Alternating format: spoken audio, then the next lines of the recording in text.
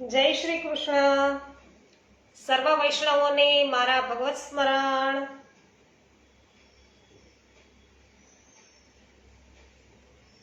અજ્ઞાનતિમિરાન્ધસ્ય જ્ઞાનાંજન શલાકયા ચક્ષુરુન્મિલિતમ येन તસ્मै શ્રી ગુરવે નમઃ.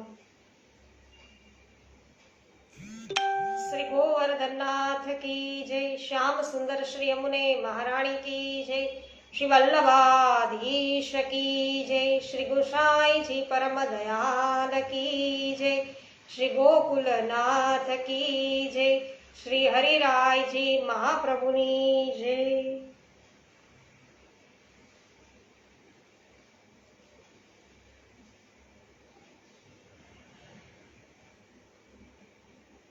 श्री गर्भ संहितानी जय. गर्गाचार्यजीनी जय. વિનોદભાઈ ગજ્જર સર્વપ્રથમ ઉપસ્થિત થયા છે. જય શ્રી કૃષ્ણ વિનોદભાઈ. ભાવનાબેન ગજ્જર જય શ્રી કૃષ્ણ. પરેશભાઈ ગજેરા જય શ્રી કૃષ્ણ. પોસ્ટ શેર કરવા બદલ આભાર. શ્રી ગર્ગ સંહિતા વિશ્વજીત ખંડ અને અધ્યાય છે 47મો લઈએ છીએ. નારદજી બૌલાસ્ય રાજાને કહી રહ્યા છે, હે રાજન, પછી મહાવીર પ્રદ્યુમન પોતાના વિજય દુંદુભી વગાડતા વગાડતા યાદવ સૈનિકો સાથે મધુધારા નદીને કિનારે ગયા. સુવર્ણગીરીને કિનારે કુબેરના સુંદર વનમાં જો સોનેરી હંસો અને કાચની લતિકાઓથી સંપન્ન છે ત્યાં તેઓ ગયા. હે મિથિલેશ્વર, હિમાલયની ગુફાઓ દેવતાઓના માટે દુર્ગ તરીકે કામ આપે છે. ત્યાં દાનવોની પહોંચ થતી નથી. ત્યાં ગંગા તટવર્તી ઝાડીઓ છવાયેલી રહે છે. કદી કદી દાનવોથી સ્વર્ગમાંથી નાસેલા આઠેય લોકપાલોની નિધિઓ ત્યાં નિવાસ કરે છે. સક્રસખ નામે દેવ શિરોમણી એ પ્રાંતના રાજા છે. સક્રસખ નામે રાજા. અને પ્રદ્યુમનનું આગમન થયેલું સાંભળી અને તેણે તેમની પ્રદ્યુમનની સાથે યુદ્ધ કરવાનો વિચાર કર્યો. એટલે પ્રદ્યુમને મોકલેલા બુદ્ધિમાનોમાં શ્રેષ્ઠ સાક્ષાત ઓધવ માર્ગદર્શક લોકોથી રસ્તા પૂછતા આ સક્રસખાના નગરમાં ગયા અને સભામાં જઈને મંત્રી પ્રવર પ્રભુ ઓધવે રાજા ઇન્દ્રસખને નમસ્કાર કરી અને પ્રદ્યુમને કહેલી વાતનો વિસ્તાર છે એ કહીને સંભળાવ્યો. ઓધવ બોલ્યા કે હે યાદવોના ઇન્દ્ર, દ્વારિકા નગરીના સ્વામી રાજા અધિરાજ ઉગ્રસેન જંબુદ્વીપના નરેશોને જીતીને રાજસૂય યજ્ઞ કરશે. તેમના દ્વારા દિગ્વિજયના માટે મોકલેલા બળવાન રૂકમણી નંદન પ્રદ્યુમન પોતાના તેજથી ભારત આદિ વર્ષોને જીતીને આજે જ ઇલાવૃત પર્વત પર વિજય મેળવવાને માટે આવ્યા છે. એ કૃષ્ણકુમારનું બળ મહાન છે. જો આપ આપના કુળની કુશળતા ઈચ્છતા હો તો તરત જ તેમને ભેટ ધરો. હે સર્વજ્ઞોમાં શ્રેષ્ઠ નરેશ, જો આપ ભેટ આપશો નહીં તો આપની સાથે યુદ્ધ અનિવાર્ય થશે. એટલે આ સક્રસખ એવું બોલ્યા કે હે દૂત, સુણો, દેવતા લોક પણ હંમેશા મારું પૂજન કરે છે, તો પછી મનુષ્યોની તો સી વાત. હું સિદ્ધ છું, મહાવીર છું અને 1,00,000 હાથીઓના જેવો બળવાન છું. આઠેય લોકપાલોના અધિપત્યનો રક્ષક છું. કુબેરના સમાન કોષથી સંપન્ન અને ઇન્દ્રના સમાન ઉદ્ભટ શક્તિશાળી છું. ઉગ્રસેને જ મને ઉત્તમ ઉપાયન ભેટ છે એ ધરવી જોઈએ. મેં પેલા કદી કોઈને ભેટ આપી નથી, માટે હું તમારા યદુરાજને પણ ભેટ આપીશ નહીં. એટલે ઓધવ બોલ્યા કે યાદવોના તેજથી જેમ કુબેરને તિરસ્કાર પ્રાપ્ત થયો છે અને તેમણે ભેટ ધરવી પડી છે, જેમ ચૈત્ર દેશના બળવાન રાજા શૃંગાર તિલકે ભેટ આપી છે, હરિવંશના રાજા સુભાંગ, ઉત્તરાખંડના સ્વામી ગુણાકર, દૈત્યોના સખા રાક્ષસરાજ લંકાપતિ સંવંતસર, કેતુમાન અને શકુની આદિ મોટા મોટા અસુરોએ જેમ ભેટ ધરી છે, હે રાજન, તે જ પ્રમાણે તેમના જેવી દુર્દશામાં પડતા આપ પણ પ્રદ્યુમનને ભેટ આપો. આપશો જ. તો નારદજી બોલ્યા છે કે હે રાજન, ઉદ્ધવની આ વાત સાંભળી અને બળવાન શક્રશખે ક્રોધિત થઈ અને ઉદ્ધવજીને આ પ્રમાણે જવાબ આપ્યો કે હે ભગવત ભક્ત શિરોમણે, સુનો, જ્યાં સુધી હું ભેટ ધરું ત્યાં લગી આપ અહીં જ રોકાઈ જાઓ, નહીં તો તમે જવા પામશો નહીં. હે મહામતે, મારી આ વાત છે એ સત્ય છે, સત્ય છે. ઉદ્ધવ બોલ્યા, અમે મંત્રીઓમાં શ્રેષ્ઠ અને જ્ઞાન પ્રદાન કરનારા છીએ. જે અમારી શિખામણ માનતા નથી તેમનું મંગળ થતું નથી.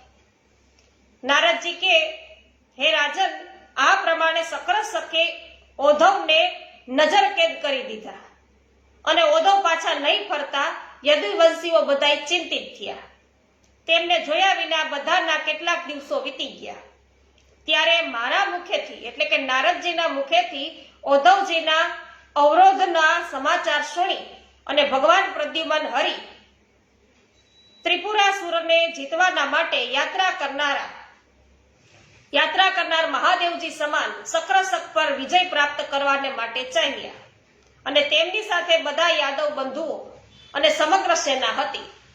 પ્રદ્યુમનજી સુવર્ણાદિકની ગુફાના દ્વાર પર ગયા છે અને દુંદુભીઓના ધ્વનિ મિશ્રિત વીર યોદ્ધાઓના કોદંડના ટંકારો, ઘોડાના હણહણાટના અવાજો તથા હાથીઓની ચીઘાડોથી દસે દિશાઓથી ગુંજી ઉઠી. સૈનિકોના પગલાથી ઉડતી ધૂળ અને એનાથી સર્વત્ર વૈષ્ણવો ધૂળ છે એટલી બધી ફેલાઈ ગઈ અને શક્રશખની સેના યાદવો સાથે યુદ્ધ કરવા લાગી. ભયંકર યુદ્ધ થવા લાગ્યું અને વ્યોમ મંડળ અસ્ત્ર શસ્ત્રોથી આચ્છાદિત થયા. હે નૃપેશ્વર, આ બધું જોઈને મેરુ પર્વતના નિવાસી બધા દેવતાઓ ભયભીત થયા છે. આ સમયે ક્રોધથી ભરેલ અને રથ પર આરૂઢ થયેલ મહાબળવાન શક્રશખ 10 અક્ષોહિણી સેનાની સાથે આગેકૂચ કરીને યાદવો સાથે યુદ્ધ કરવા લાગ્યા. દેવતાઓના યાદવો સાથે તુમુલ યુદ્ધ છે એ છેડાઈ ગયું છે. તો મહાન કોલાહલ ત્યાં થવા લાગ્યો. અસ્ત્ર શસ્ત્રોથી ત્યાં અંધકાર જેવું છવાઈ ગયું અને તે વેળા બળદેવજીના નાના ભાઈ રોહિણી નંદન વીર સારણ કવચ ધારણ કરી હાથી પર બેઠેલા વારંવાર ધનુષના ટંકાર કરતા સૌની આગળ છે એ આવ્યા અને પોતાના કોદંડથી છૂટેલા બાણો દ્વારા શક્રશખની સેનાનો સંહાર કરવા લાગ્યા. સારણના બાણ સમૂહો દ્વારા કેટલાય વીરોના બબ્બે ટુકડા થયા. યુદ્ધ ભૂમિમાં ઘણા રથો કરવટ લઈને વૃક્ષો સમાન ધરાશાયી થયા. તે વેળા જેના કુંભસ્થળ ફાટી ગયા હતા તે હાથીઓના મોતી અહીં થઈ પડ્યા હતા. બાળોના અંધકારમાં તે વિખરાયેલા મોતી રાત્રિકાળમાં તારાગણોના સમાન ભૂતનાથના ક્રીડાસ્થળ મહાશ્મશાન સમા જણાતા હતા તથા હાથીઓથી તે સમરાંગણ ભૂતગણો યુક્ત ભૂતનાથના ક્રીડાસ્થળ મહાશ્મશાન સમા જણાતા હતા. અને સારણના બળને જોઈને બધા દેવતા નાશવા લાગ્યા અને તેમના કોદંડ છિન્ન ભિન્ન થયા. કવચ ચારે કોર ફાટી ગયા. પોતાની સેનાને પલાયન થતી જોઈને બળવાન શક્રશખ ધનુષ ટંકાર કરતો ત્યાં આવ્યો અને ઘણા જોરથી મેઘની પેઠે ગર્જના કરવા લાગ્યો. વીર ધનુર્ધર બળવાન શક્રશખે સમરાંગણમાં અર્જુનને 10, સાંબ અને અનિરુદ્ધને 100, ગદને 200 અને સારણને 1000 સહસ્ત્ર બાણો માર્યા. તેમના બાણોના મારથી રથી વીર બબ્બે ઘડી પર્યંત ચક્કર કાપવા લાગ્યા અને અદ્ભુત સી વાત થઈ. તો આ પ્રમાણે ચક્કર કાપવાથી અશ્વો મોતના કોળિયા થયા. રથોના બંધન છે ઢીલા થઈ ગયા. રથીઓના મન છે એ ખેદ પામવા લાગ્યા અને સારથી પણ યુદ્ધમાં મૂર્છિત થયા. હે રાજેન્દ્ર, તે સમયે જામવતી નંદન શામ બીજા રથ પર આરૂઢ થઈ અને બળપૂર્વક ધનુષ ટંકાર કરતા આવ્યા છે અને તેમણે શક્રશખના ધનુષને 100 બાણોથી છિન્ન ભિન્ન કરી નાખ્યું. એ 2 બાણોથી તેના સારથીને અને 100 બાણથી ઘોડાને યમલોક મોકલી અને સહસ્ત્ર 1000 બાણો દ્વારા તેમના રથના ચૂરેચૂરા કરી નાખ્યા. ધનુષ કપાઈ જતા અને ઘોડા અને રથ છે એના માર્યા જતા રથહીન થયેલા આ સક્રસખે મતવાલા ગજરાજ પર આરૂઢ થઈ અને રોષપૂર્વક શૂળ હાથમાં લીધું છે અને બળવાન સક્રસખે એ શૂળથી સામની છાતીમાં ઘા કર્યો. એ પ્રહારથી સામનું મન કંઈક વ્યાકુળ થયું. સક્રસખનો હાથી એક એક યોજનના ડગલા ભરતો હતો અને તેનો રંગ કાજળગીરીના સમાન કાળો હતો. તેની ઊંચાઈ 4 યોજનની હતી. તેના 2 દાંત છે અડધા યોજન જેટલા દૂર ગયા હતા. તે જોર જોરથી ચીઘાડતો હતો અને તેની 4 યોજન વિસ્તૃત સૂંઢ હતી. તેના દ્વારા તે સાંકળોને પાડતા, હાથીઓ તથા વીરોને કચડતા તથા રથો અને અશ્વોને અહીં તહીં દાંતો અને પગોથી વિનાશ કરતા કાળ, આતંક અને યમના સમાન દેખાતા હતા. શત્રુ પ્રેરિત એ મહાન ગજરાજને આવતો જોઈ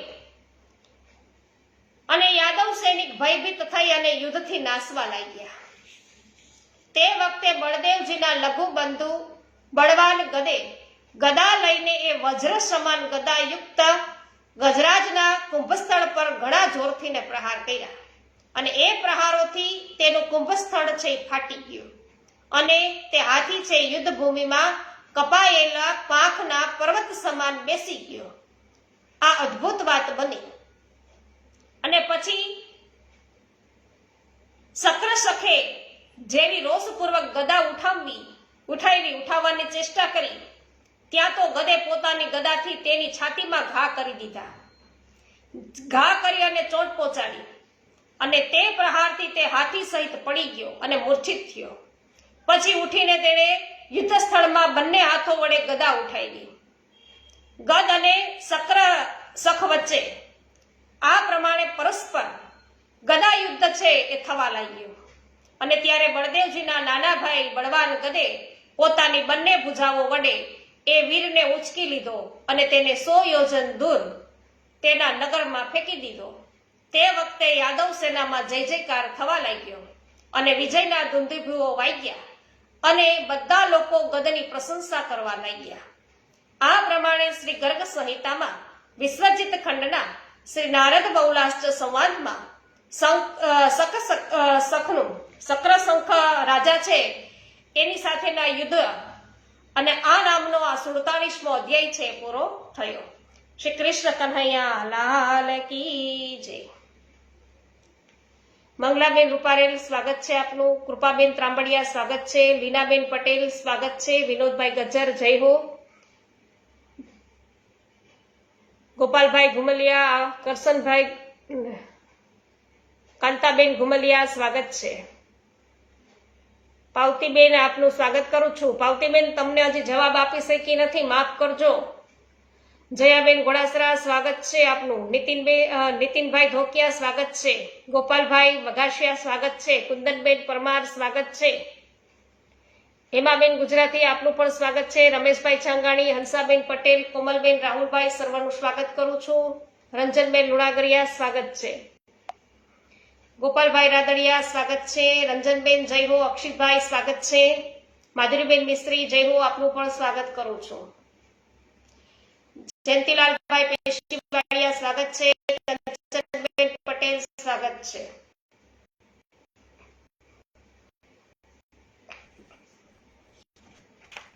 ત્યારબાદ અધ્યાય છે 39મો લઈએ. શ્રી નારદજી બોલ્યા કે હે રાજન, પોતાના નગરમાં પડીને શક્રાચાર્ય ઘણા જ મૂર્છિત થયા. પછી તે મૂર્છામાંથી ઉઠ્યા અને ઉઠ્યા પછી પણ તેને પરવાડતો ઘણો જ ગભરાટ રહ્યો. પછી શ્રી કૃષ્ણકુમાર પ્રદ્યુમ્નને પરબ્રહ્મ જાણી અને સક્રસખ ઘણી ઉતાવળે ભેટ સામગ્રી લઈ અને યાદવ સેનાની પાસે ગયા. એરાવત કુળમાં ઉત્પન્ન થયેલા 3 સૂંઢ અને 4 દાંતવાળા શ્વેત રંગના 1000 મદવર્ષી હાથી, સુવર્ણગીરી પર જન્મેલા 2 યોજન વિસ્તૃત શરીરવાળા તથા દિગ્ગજોના સમાન ઉન્મત્ત પર્વતાકાર 1 કરોડ હાથી, જેમના મુખ દિવ્ય હતા અને જેની ગતિ પણ દિવ્ય હતી, કરોડોની સંખ્યામાં ઉપસ્થિત કરવામાં આવ્યા. હે રાજન, આ બધાની સાથે સોનાના બનેલા ઉત્તમ રથ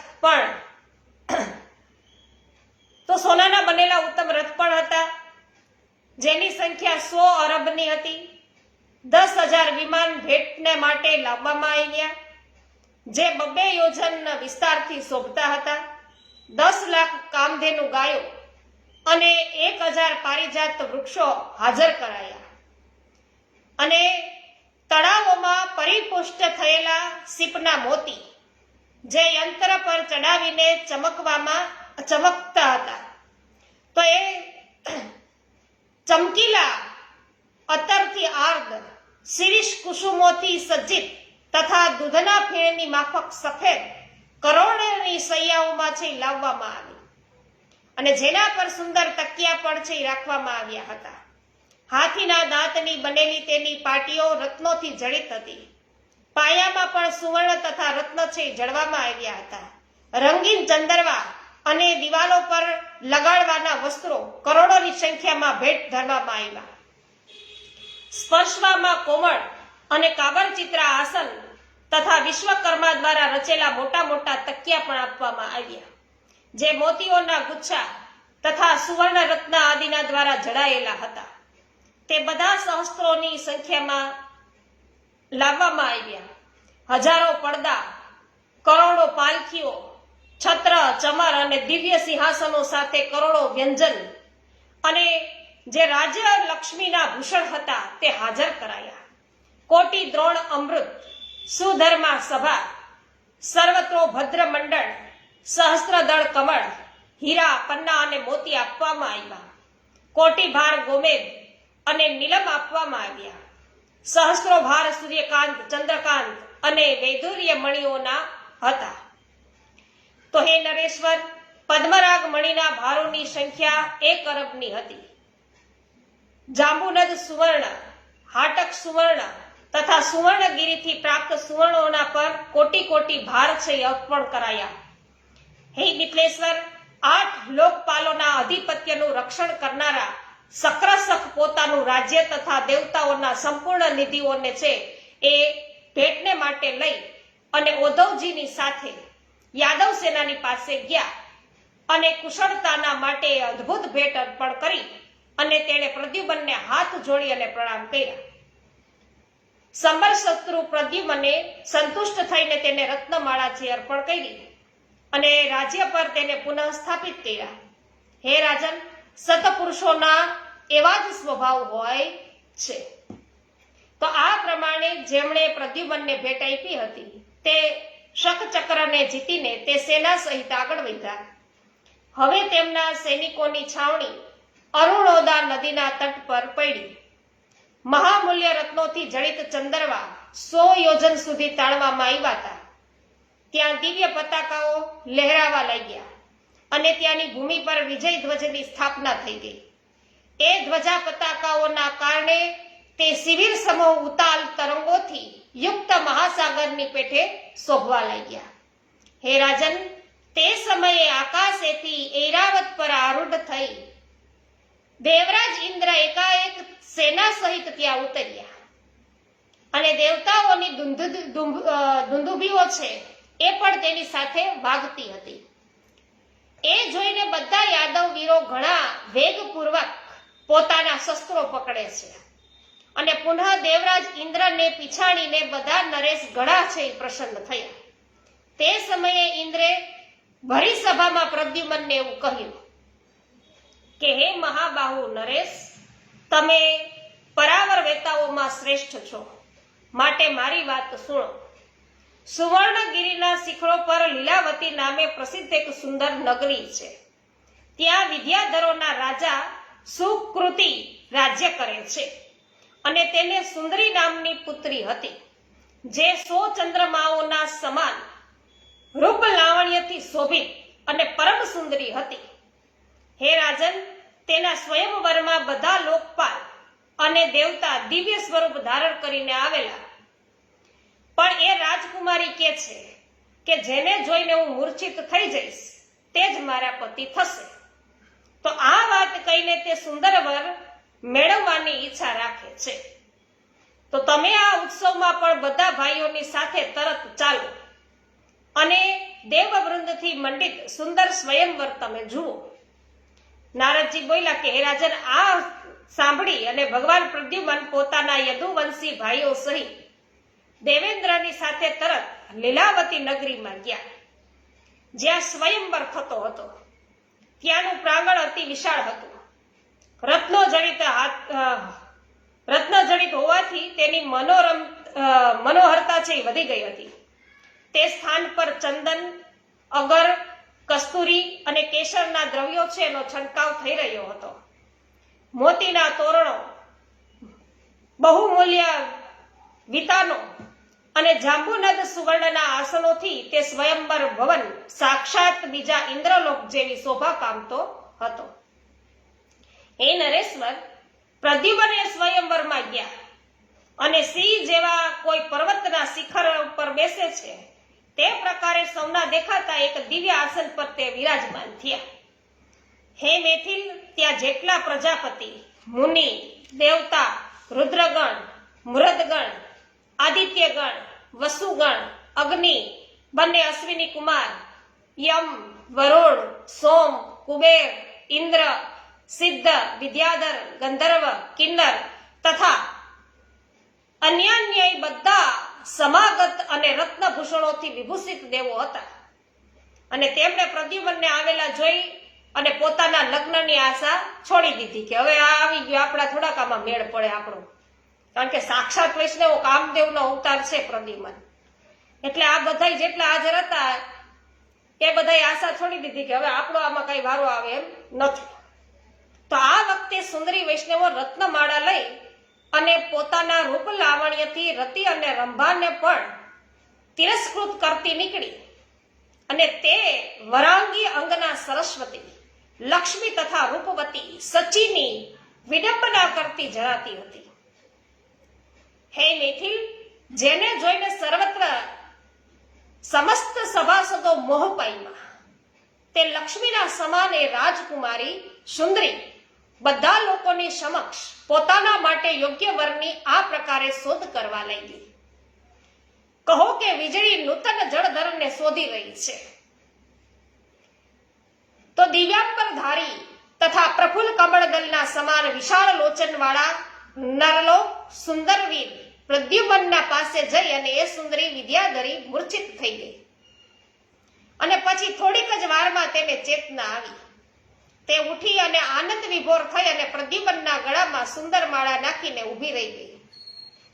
હે મિથિલેશ્વર, વિદ્યાધરોના રાજા સુકૃતિએ પોતાની પુત્રી સુંદરીને પ્રદ્યુમનના હાથમાં અર્પણ કરી. સર્વત્ર મંગળવાદ્યો વાગી ઉઠ્યા. પણ આ વૈવાહિક મંગળને જોઈ અને દેવલોક સહન કરી શક્યા નહીં. આ દેવતા લોક છે ને સહન કરી ન શક્યા. એ લોકોએ એ સ્વયંવરને ચારે કોરથી ઘેરી લીધો અને એ દેવતાઓના ક્રોધને વશીભૂત થઈ અને ધનુષ ઉઠાવ્યું અને યુદ્ધના મદથી ઉદ્ધત થયેલા દેવ સાક્ષાત પ્રદ્યુમન હરિએ ભગવાન શ્રી કૃષ્ણએ આપેલા બાણ સહિત શ્રેષ્ઠ ધનુષને હાથમાં લઈ અને યાદવો સાથે સિંહનાદ કર્યો. હે મિથિલેશ્વર, તેમના ધનુષથી છૂટેલા ચમકતા બાણો દ્વારા દેવતાઓના અસ્ત્ર શસ્ત્ર બધા છિન્ન ભિન્ન થઈ ગયા અને તેમના કવચોના ધજાગરા ઉડી ગયા. જેમ સૂર્યના કિરણોથી વાદળા ફાટે છે તે પ્રકારે દેવતા છે દસે દિશામાં નાસી ઉઠ્યા, નાસી ગયા બધા. તો એ પ્રકારે સાક્ષાત ભગવાન પ્રદ્યુમન સ્વયંવર જીતી અને ઇલાવૃત ખંડ પર વિજય થઈ અને ભારતવશ જવાના માટે તૈયાર થયા. ભાઈઓ, યાદવો, સૈનિકો તથા સમસ્ત મંત્રીજનો સાથે વિજય દુંદુભી વગાડતા તેઓ ભારત ખંડમાં આવ્યા. અનેક દેશોને જોતા જંબુદ્વીપ વિજયી બળવાન વીર શ્રી કૃષ્ણ કુમાર ક્રમશઃ આનર્ત પ્રદેશમાં દ્વારિકાના દેશોમાં આવ્યા અને પ્રદ્યુમનના દ્વારા મોકલેલા બુદ્ધિમાનોમાં શ્રેષ્ઠ સાક્ષાત ઉદ્ધવે રાજસભામાં પહોંચી અને રાજા ઉગ્રસેનને તથા ભગવાન શ્રી કૃષ્ણને પ્રણામ કર્યા. દરેક વર્ષમાં શું શું થયું અને જંબુદ્વીપ પર કઈ રીતે વિજય મેળવવો એ આખું વૃત્તાંત છે ઉદ્ધવજીએ યથોચિત રૂપે કઈ સંભળાવ્યું. ત્યારે રાજા ઉગ્રસેન શ્રી કૃષ્ણ બળદેવ તથા બધા વૃદ્ધજનોની સાથે પ્રદ્યુમ્નને લાવવાના માટે બધા નીકળ્યા. ગીત વાદ્યોના ધ્વનિ તથા વેદ મંત્રોના ગંભીર ઘોષની સાથે મોતીઓ અને ફૂલોની વર્ષાપૂર્વક મંગળ પાઠ કરતા લોકો તેમની આગેવાની કરવા માટે આવ્યા. હે નરેશ્વર, એક ગજરાજને આગળ કરીને સોનાના કળશ, ગંધર્વ, અપ્સરાઓ, શંખ, દુંદુભી, વેણુ, ગંધ, અક્ષત, સુવર્ણ પાત્રો, ફૂલો, ધૂપ તથા જવના અંકુર સહિત રાજા ઉગ્રસેન પ્રદ્યુમ્નની સામે આવ્યા. હે મૈથિલ, શ્રી કૃષ્ણ કુમારે યાદવ બંધુઓની સાથે તલવાર લઈ જઈને મહારાજ ઉગ્રસેનને સમક્ષ રાખી દીધી અને હાથ જોડીને પ્રણામ કર્યા. મીન કેતન પ્રદ્યુમ્ને શ્રી કૃષ્ણ બલરામજીને મસ્તક ઝુકાવીને બધા વૃદ્ધજનોને પ્રણામ કરીને અનંતર તરત જ છે એ જઈ અને શ્રી ગર્ગાચાર્યજીના ચરણોમાં નમસ્કાર કર્યા. રાજા ઉગ્રસેન ઘણી ઘણી પ્રશંસા કરી અને વૈદિક મંત્રો તથા બ્રાહ્મણોના સહયોગથી વિધિવત પૂજન કરી અને પ્રદ્યુમ્નને હાથી પર બેસાડી અને દ્વારિકાપુરી ગયા. અને દ્વારિકામાં સર્વત્ર ઘર ઘરમાં મંગળ ઉત્સવ થયા. હે નરેશ્વર, આમ નારદજી કે મેં તમે પૂછેલ સર્વ વાતો કહી, હવે બીજું શું સાંભળવા ઈચ્છો છો તે તમે કયો. તો આ પ્રમાણે શ્રી ગર્ગ સંહિતામાં વિશ્વજીત ખંડના શ્રી નારદ બહુલાસ્ય સંવાદમાં પ્રદ્યુમ્નનું દ્વારિકા ગમન આ નામનો 48મો અધ્યાય છે પૂરો થયો. શ્રી કૃષ્ણ કન્હૈયા લાલ કી જય. લીનાબેન પટેલ જય હો. તો તમે ગર્ગ સંહિતામાં ક્યાં સુધી પહોંચ્યા છે, વાંચન કરો છો? જય હો. વિનોદભાઈ, ઉન્નતિબેન ભીમાણી આપનું સ્વાગત છે. જોશનાબેન ધામેચા આપનું સ્વાગત કરું છું. મનસુખભાઈ ગજેરા સ્વાગત છે. પરસોત્તમભાઈ ભાલોડિયા સ્વાગત કરું છું. હંસાબેન પટેલ સ્વાગત છે. રમેશભાઈ ચાંગાણી જય હો. ગોપાલભાઈ રાદડિયા સ્વાગત છે. રંજનબેન જય હો.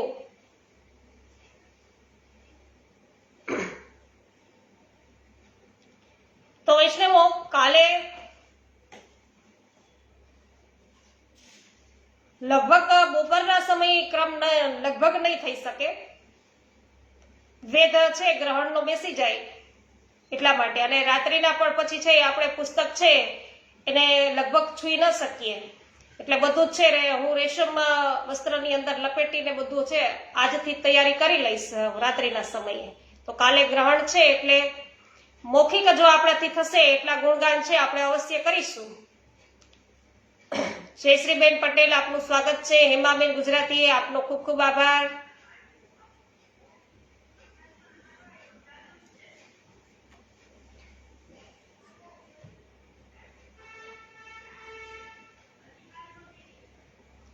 શ્રી ગોવર્ધનનાથ કી જય.